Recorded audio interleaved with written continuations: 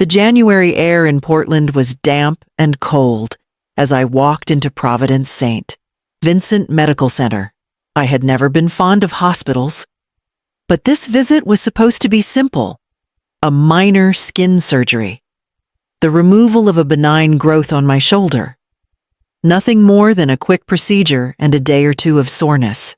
I had even planned to stop at Powell's on the way home if I felt strong enough, just to treat myself to a new book. Serena insisted on driving me. She bustled through the entrance in her tailored coat, heels clicking against the tile, as though she owned the place. "Don't worry, Mom. I'll take care of everything," she said, plucking the clipboard from my hands before I could even glance at the forms. "You don't need to bother with the paperwork." I let her. It wasn't unusual. Serena had always been efficient, confident, almost commanding. At 32, she had inherited her father's sharp jaw and her husband's polished ambition. Where I saw bureaucracy, she saw a puzzle to solve. I was grateful for her presence. Even if her tone carried a hint of impatience, we waited together in the pre-op area, the curtains drawn around us for privacy. Serena scrolled on her phone, occasionally signing or scribbling on the forms the nurse brought in.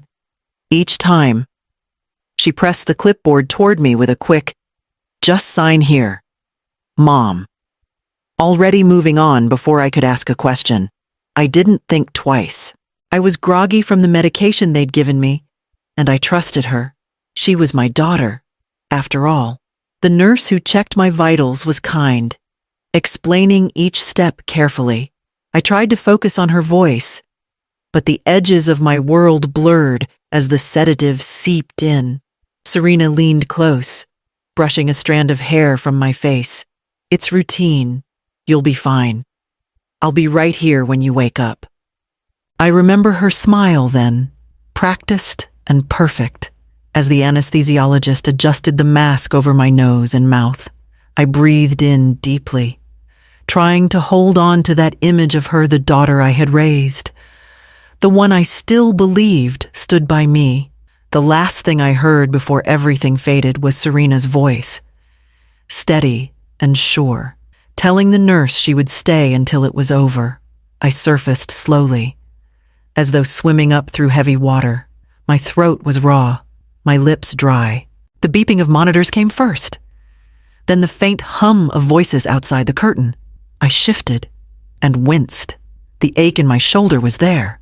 Yes, but so was something else. A heavier pain low in my abdomen, deep and unfamiliar. I tried to raise myself, but the effort sent a sharp pulse through my body. A nurse appeared at my side, her hands gentle as she steadied me. She was younger than the one who had checked me in, her braids pulled back neatly, her badge reading Kendra. "There you are," she said softly. "Take it slow. Surgery always leaves you groggy." "I thought it was just a small one," I murmured, pressing a hand to my side. "Why does it hurt here?" Kendra's eyes flickered toward the curtain, then back to me. She adjusted my IV, avoiding my gaze. The silence stretched until I whispered, "What's wrong?" Her lips pressed together. Finally, she leaned in, her voice dropping low enough that I barely caught it. "Why would your daughter approve that procedure?" My heart thudded so loudly I was sure the monitor betrayed me. Approve what? My voice cracked. Weak but urgent. What procedure? Kendra's hands stilled against the IV pole. She hesitated, as though weighing her job against my right to know. Then she pulled the curtain closed with a swift motion, shutting us into a small pocket of privacy. Her face was pale, troubled. "You weren't told?" she asked quietly. I shook my head, panic rising in my chest. The soreness in my body suddenly felt sinister, as though it carried a secret I hadn't agreed to. Kendra exhaled, her voice barely above a whisper now. There was a second surgery. The words hollowed the air around me. My stomach lurched, my mind racing to catch up with what I had just heard, as the door latch clicked and I realized Serena would be walking in any moment. The curtain rattled open just as Kendra stepped back, her expression smoothing into something neutral. Serena swept in with a bouquet of lilies, their scent sharp in the sterile air. "Mom," she said brightly, setting the flowers on the side table. "You look so much better than I expected." My mouth felt dry, but I forced the words out. "What procedure did you sign for?" Her smile faltered for only a second. Then she pulled the visitor's chair closer, her tone calm and measured. "Mom, you don't remember.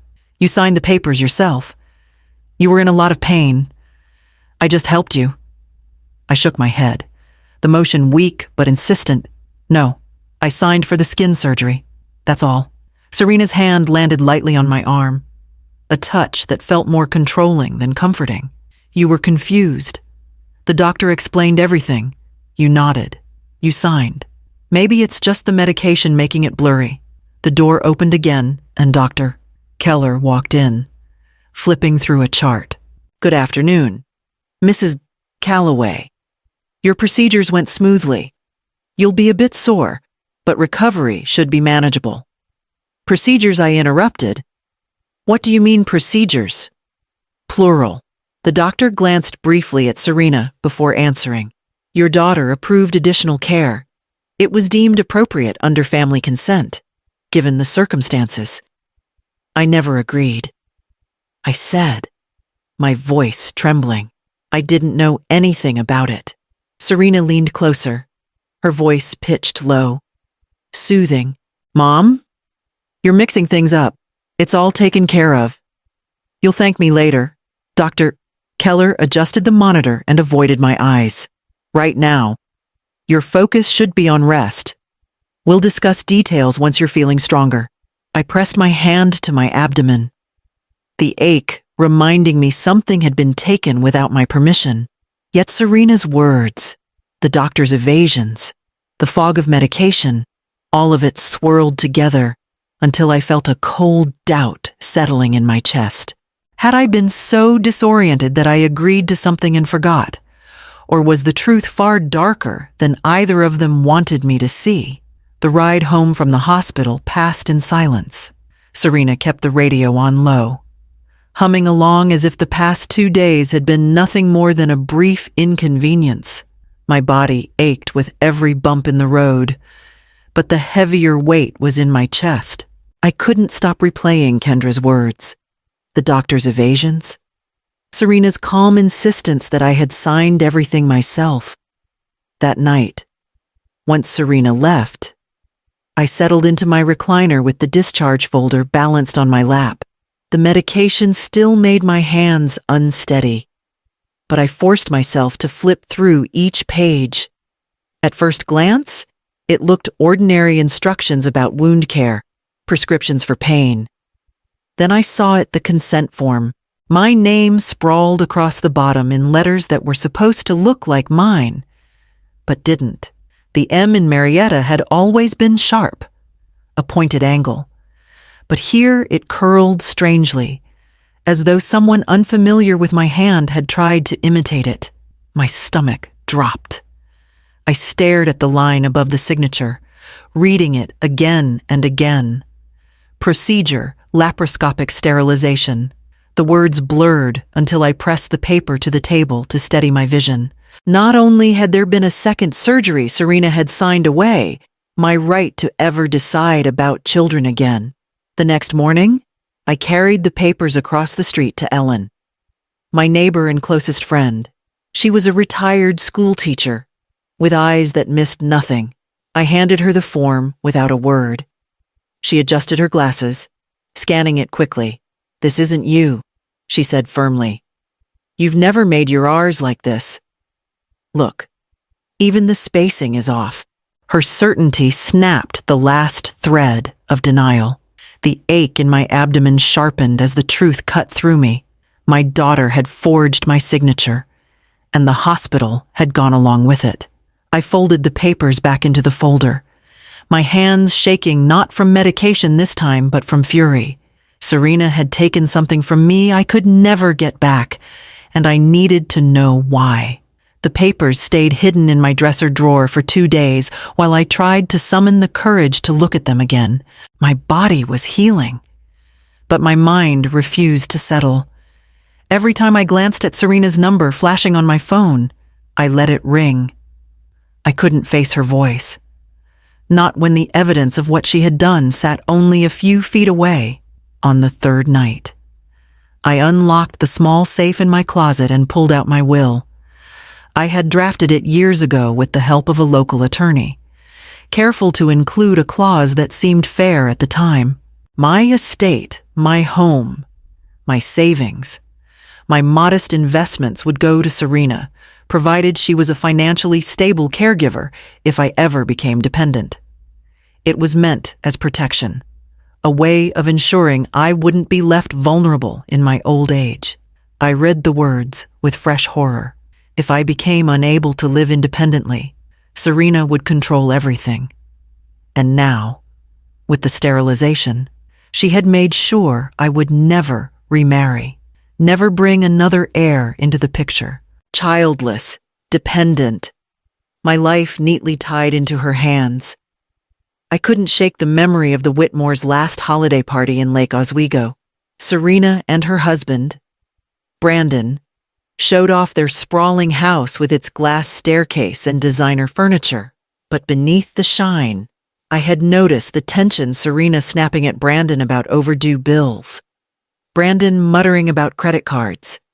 It hadn't added up then, but now it did. They were living on borrowed money, and plenty of it.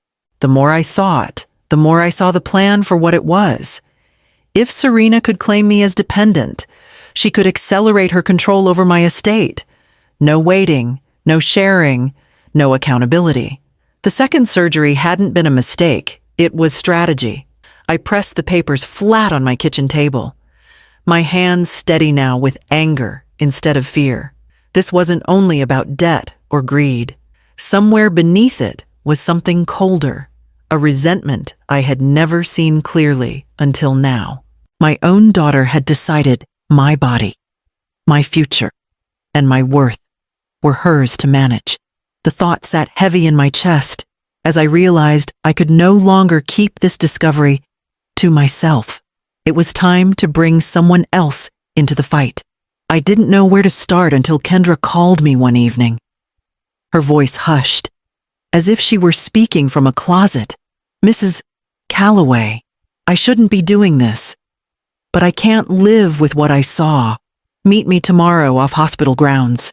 The next day, we sat in her car in a quiet grocery store parking lot. She handed me a manila envelope, her hands trembling. Inside were copies of the hospital consent forms. I traced my eyes down the page until I reached the signature line. There it was again, the same shaky imitation of my name, alongside Serena's confident scrawl. Kendra leaned over, pointing out mismatched initials, dates altered in different ink. "They know this doesn't hold up," she whispered. "But the administration signed off anyway. Family consent is a loophole they rely on when no one pushes back." I thanked her, promising I wouldn't let her risk go to waste. That night, I called an old acquaintance, Dr. Evelyn Porter, a retired physician turned attorney who now specialized in elder rights. I told her everything. She listened without interruption, then said firmly, "Marietta, you have a case. A strong one. But you'll need more than forged papers. You'll need motive, money, and proof of negligence." Together, we began the work. Evelyn guided me as I requested copies of every medical record tied to my procedure. She helped me draft letters demanding access to billing files. Meanwhile, Ellen and I quietly combed through public records. It didn't take long to uncover Serena and Brandon's debts mortgages on 2 homes, overdue taxes, and tens of thousands owed on credit cards. Then came the emails.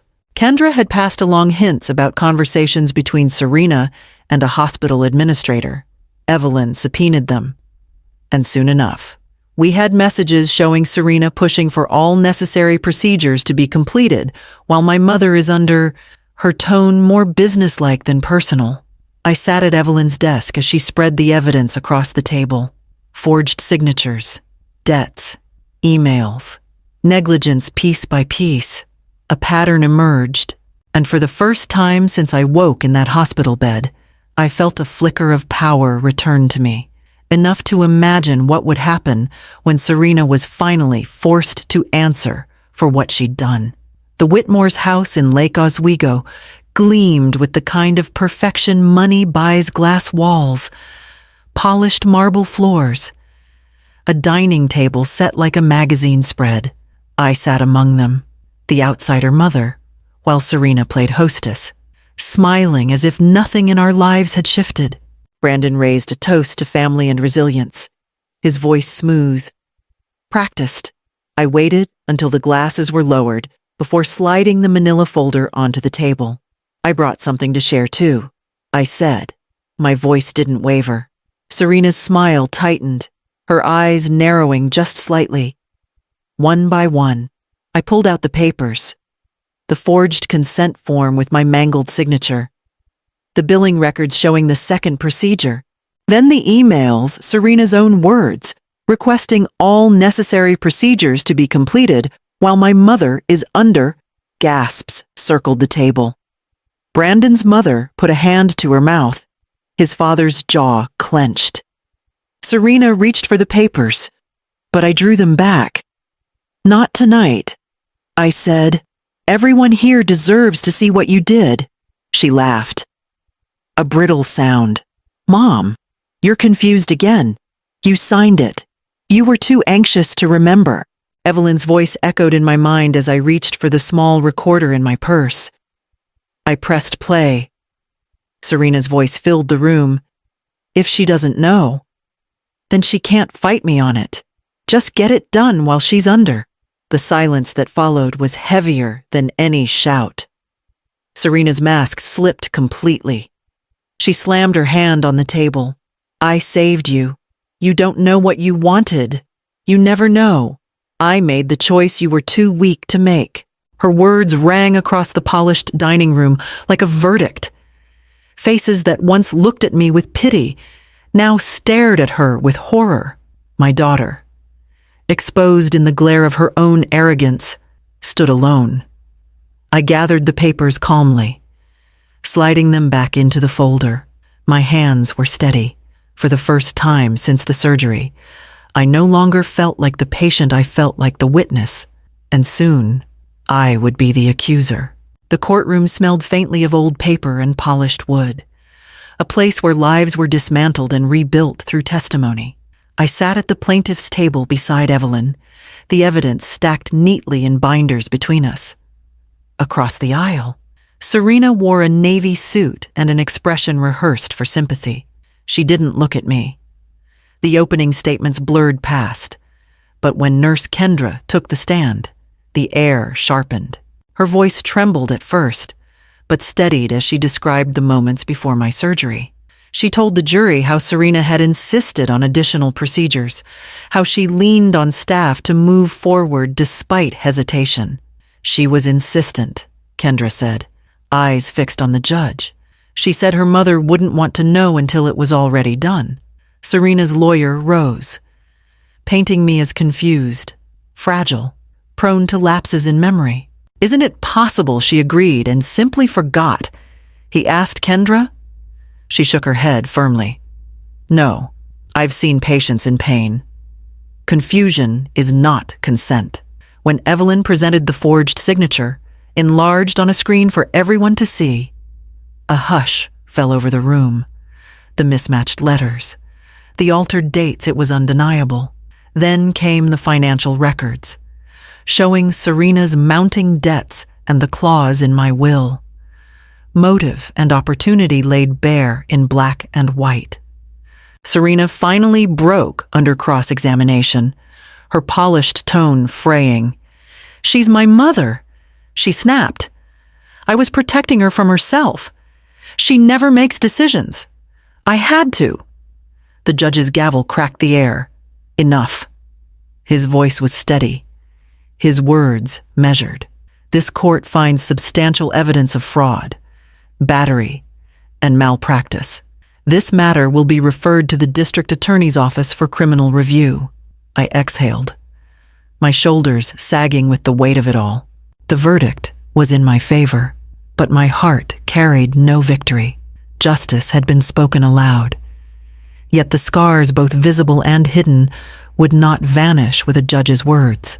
I gathered my papers, knowing the hardest part still lay ahead, when the silence of an empty home would remind me of the daughter I no longer had. The weeks after the trial passed in a haze of paperwork, phone calls, and headlines. Serena's name appeared in the local paper beneath words like fraud and conspiracy. The Whitmores issued a statement distancing themselves from her, citing their deep respect for the legal process. Behind closed doors, they cut her off completely, their fortune no longer a safety net. I thought I would feel vindicated, but the emptiness surprised me. The house was too quiet. For years, even when our conversations ended in arguments, Serena's voice had filled these rooms. Now there was nothing but silence, the kind that pressed against me at night and made me wonder when exactly I had lost her. I grieved the violation of my body, yes, but the greater grief was knowing my daughter had chosen deceit over love, power over trust. I replayed every memory, looking for the cracks I had ignored, the moments her smile was too sharp, her kindness too rehearsed. I had mistaken ambition for strength, control for care. That blindness was my burden to carry. Ellen stopped by often, her knock steady, her company quiet and kind. She never asked me to explain the hollow look in my eyes. She only poured tea and sat with me until the silence felt less heavy. Still, when I closed my eyes, I heard Serena's voice in the courtroom, insisting she had saved me from myself. Those words stung more than any verdict. Healing, I realized, was not only about scars on my body, but about learning to live without the child I had once trusted, above all else. And as spring crept slowly into Portland, I knew I would have to decide what kind of life I wanted to build with what remained. By summer, I found myself walking along the Oregon coast near Cannon Beach. The air salted and cool, the roar of the Pacific steady against the rocks. The ocean had always calmed me, its rhythm reminding me that life moved forward no matter how fierce the storm. I came here often now, each step on the sand a quiet reclaiming of myself. My scars remained, thin pale lines across my abdomen, but they no longer felt like marks of defeat. They were proof of survival. Evidence that I had been wronged, but not silenced. With the help of Evelyn and others, I had joined advocacy groups lobbying for stronger medical consent laws in Oregon. At community forums, I spoke plainly about what had happened to me. Each time, the fear lessened, and in its place came a kind of strength I had never known before. There were still moments when the loss hit me hard, when I passed a mother cradling her newborn or saw a family laughing together at the beach. The ache of what Serena had taken would never vanish, but I refused to let her betrayal define the whole of me. My life was not a wound. It was what I chose to build after. As the tide drew closer, I stood at the water's edge, letting the surf soak the hem of my jeans. The horizon stretched wide and endless, a reminder that choice, even stolen once, could be claimed again. I whispered to myself, not in anger this time, but in quiet promise. This is my body, my life, my voice. And in that vow, I felt the first real peace since the day I woke up from surgery.